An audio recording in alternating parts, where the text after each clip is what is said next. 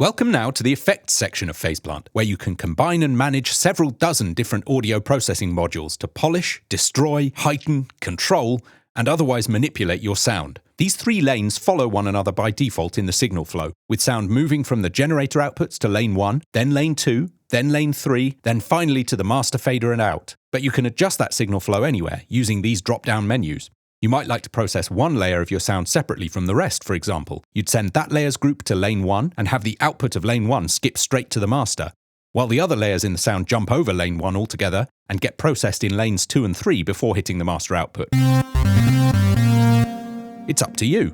Remember also the feature we discussed earlier in the GUI overview video, that when you click poly, all the effects in that lane and the ones preceding it become polyphonic. They keep the audio feeds from each polyphonic voice in your patch separate and process them as discrete audio channels, essentially running multiple instances of the effect in parallel, before the audio is combined in a subsequent non-poly lane, at which point it can't be separated again. Each lane can be muted, soloed, mixed in parallel with a dry or bypass signal, and gain managed.